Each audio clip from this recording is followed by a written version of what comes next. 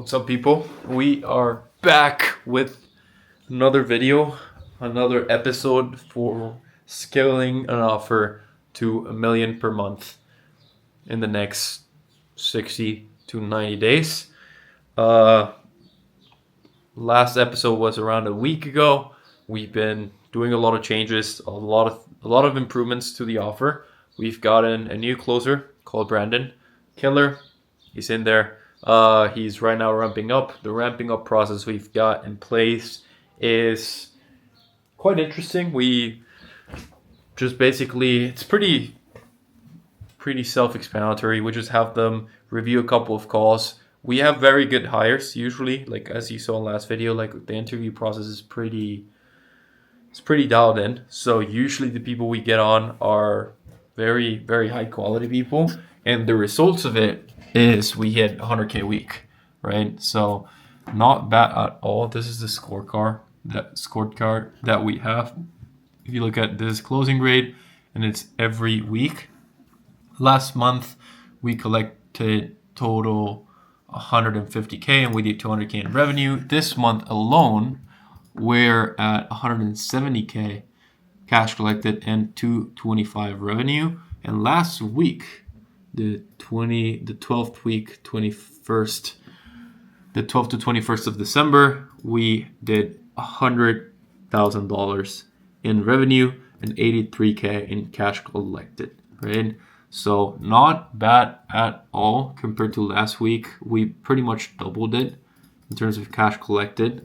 And from the first week of the month, we doubled the revenue generated. So 100K week last week in revenue.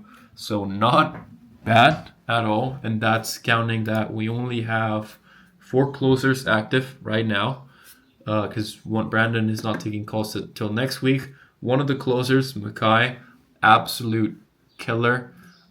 He jumped on, and his first day he collected 10K. I'm gonna show you guys this. So last week, let me find this. And basically, first call, that's Jordan right there. The other closer we got in a little 5K deal from him. Makai, 1,500, 1K, so 2,500. This lead paid 2,500 the next day, and right away 5K PIF as well. So first day, first close. Editor, please let's blur this too. But not bad at all. Like 10K day for him, so freaking killer. The next day he collected another 10K.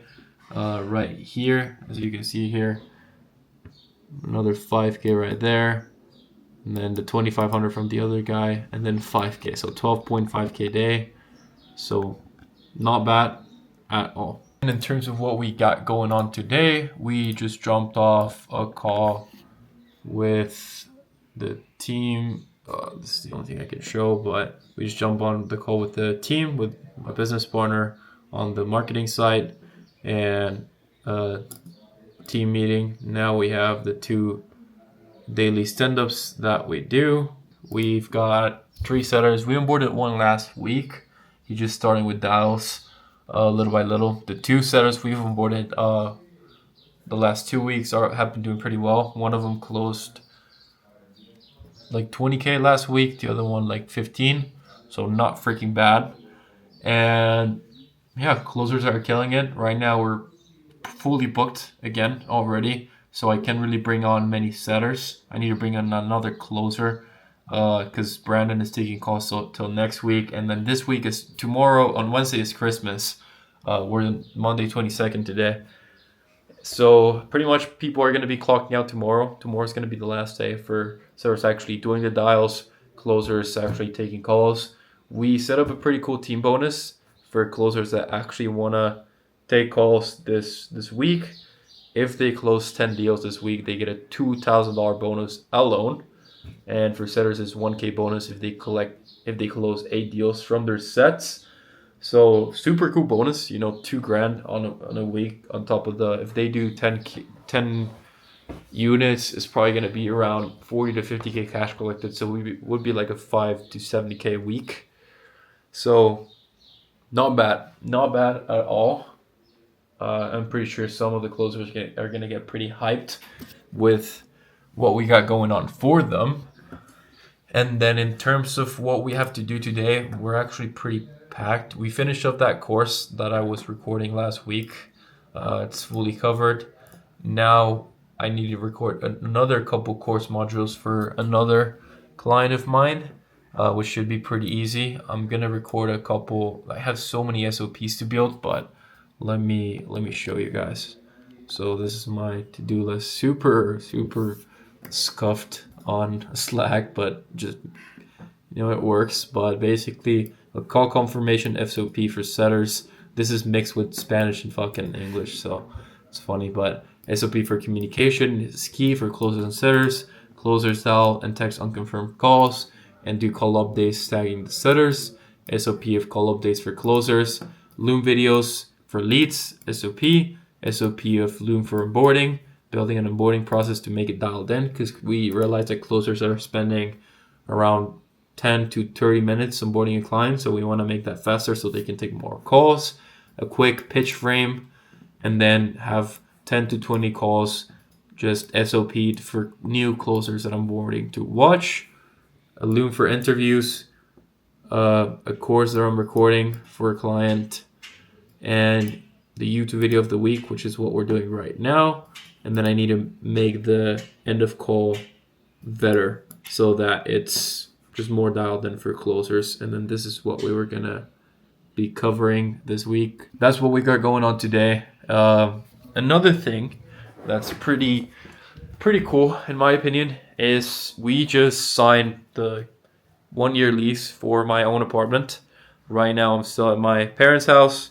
I've been living here all my life, and this week, probably next week actually, I'm fully moving out and living by myself. Not fully, because I'm moving out with my best friend, which as a matter of fact is one of the setters in the team we are managing. He's called Max. You guys will meet him as we move along. That's going to be part of the series, how I'm moving out while still scaling this team, making things work, probably sleeping on an air mattress for a couple of days, but I'm excited. I'm very excited. There's a lot of changes coming. There's a lot of growth. I think next year is going to be my biggest year by far, and then 27 is going to be even bigger, and so on. But I think next year is going to be fucking fire. Like, we have a lot to do. I think we're going to do even more than $1 million a month. I can't even lie. Like, this month alone, it's December. This month is usually slower, and we're breaking the record. We're probably going to end the month at least 300K, which is not bad. January, we're going to do probably 600. I have no doubt in my mind that we're going to do at least 500 to 600. And then February, we can hit $1 million. If not, we're going to hit it in March. So Q1, we're 1,000,000% doing 1 million per month. And then after that, it's going to be just keep that coming consistently and then scale to 1.5 mil and ideally 2 mil per month. So yeah, I'll just keep you guys on the loop on how the day's going. I'm going to set you guys up here like I normally do. And I actually might put you guys right here so that you guys can actually see what I'm doing, at least a little bit of it. And then, yeah, I'll show you guys. We have a team meeting in a bit that I want you guys to see on how that actually looks like. And we should be pretty chilling, honestly. Let me put you guys right in there. I think that's a good, pretty decent. Let me get my fucking socks off the table. It's cold, so. Alright, this should be pretty dial, I would say. Yeah, I think you guys can see me pretty well. Alright, boys, let's get fucking to it. To make it efficient, all of you guys bring a call or two you want to review. Andrew, I still need to review the one you sent me. I haven't been able to, but we can check it out today. And then Adrian, Max, both of you bring a call too. This is like, we basically have today and tomorrow. Like, this is our last pretty much 2 days of the month. Maybe Friday we could get something in, but like today and tomorrow, I would just be like full fucking throttle, because obviously Wednesday and Thursday is like Christmas, we just can't dial. Like even if we wanted to, like people get very pissed off. Like we don't want that on the brand. Closers, you can take calls because if there's a call in the calendar, like it's because they booked.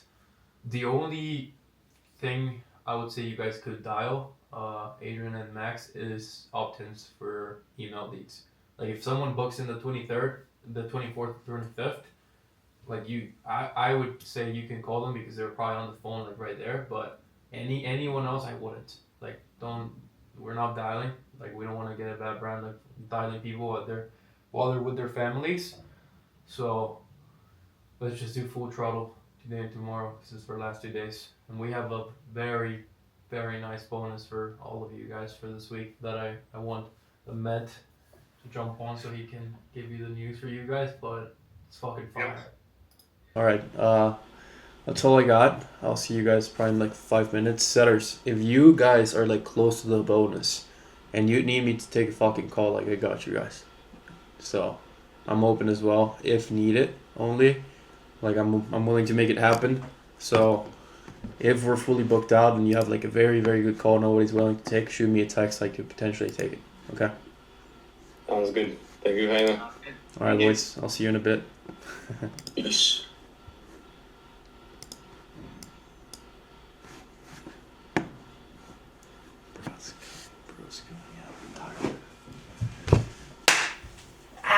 Let's fucking go, boys. So, fuck, I might be taking a few calls, it looks like. I usually wouldn't do that, but the team is fucking dialed. I want to show the boys how it's done. I'm probably going to be taking calls on Christmas for the team. Well, yeah, good call. Amazing culture we're building, as you guys can see. Crazy bonuses we've got for them. Right now we got another call in like 5 minutes, which is a full team dial.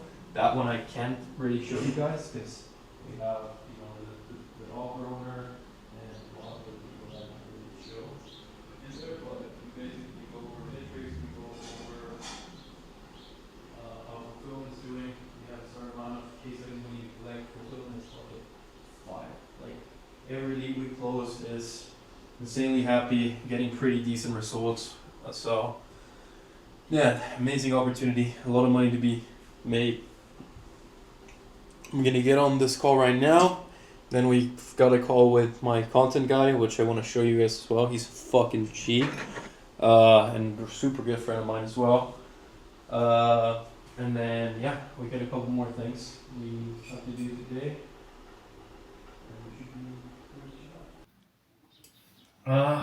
Interview time. I'm gonna see if I can show this to you guys fully. Like should be good, but we'll see.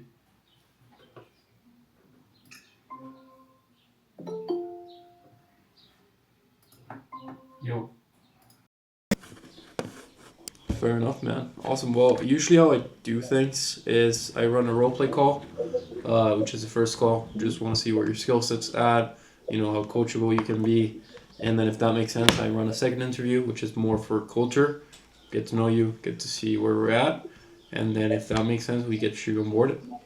Bro, before we jump in, do you have any questions for me? Anything you need to know about the offer before the roleplay? Or about me? No. We can go through a couple after. Alright, let's do it, man. Yeah, Giselle Mill Trading offers 5K. We can skip the pitch. We can do discovery and then objections. Yeah? Okay, so you do pitch. How do you feel about the first part of the call, the discovery? Like 1 to 10, how much would you rate yourself? It's difficult with this type of guys because he's like not bad at all. But he's also pretty... Okay, editor, we might need to blur his face and like the name and stuff. Maybe not the name, but maybe just the face. He's good, actually, but I think he maybe hold off on the roleplay, but it was pretty surface level. Like, man, the type of closers, like, I'll do a core review with you guys today or tomorrow. You're gonna see the level of how in-depth we get on every call we take. And this was super surface level. He's been in the industry for 6 years. And usually people like this have an ego. His energy is also like pretty low. Like he seems a bit uninterested. He seems like a cool guy, but I think it's gonna be a no for now.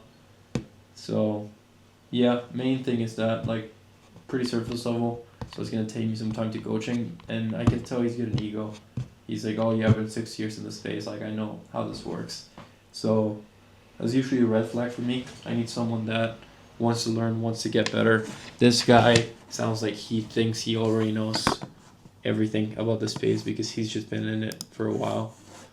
So yeah, it is what it is. But I have a setter training in around 20 minutes. Actually, no, like an hour and 20. But let me show you guys this. I want to show you guys this, like how the metrics have improved this week from last week. So for example, show rate, we're at 78%. First week of this month, we're at 54. And last weeks of November, 48 and 50, all the way to almost 80. Like this has been one of the biggest improvements, like super, super good right now. Closing rate is ass this month overall, like 26, 31, 30, which still we've been hitting record months, mainly because of the appointments we're taking and the live calls that have been jumping on. The main issue about closing rate and the reason why it's so low is because email leads that are coming just straight from email weren't qualified. Like we're not qualifying them. This is something we just implemented today in the team meeting. So show rates should get back, not show rate, but close rate should get back to like 45, even 50%. I think KPI, we're going to have it at 40 to 45, but I think this offer can be at 50%, 1,000,000%, 50% closing rate. What we need to do is have setters qualify harder and qualify every single lead, which is what we're doing now. And what caused the increase in show rate is the level of communication we have. Like this is the level of communication we're building on this team. Like, look at this, boys. So every morning, setters go Andrew, so name of the lead, tagging the closer, 1 p.m. East, confirmed, right? Adrian, Amber, Felix, Vidia, whatever. Let's blur the last names just in case. Time of the call, name of the closers, they haven't confirmed. So the ones that haven't confirmed, the closers are going to go call and dial them themselves. Send the video to make sure people show, right? Max right here, right? Name, time, closer, not confirmed yet. He's going to get them confirmed and make sure they actually show to the call. Another thing we might implement is having the offer owner record a quick video for people that no show, like, hey, I noticed you didn't jump on. What's going on? Is there anything we can help?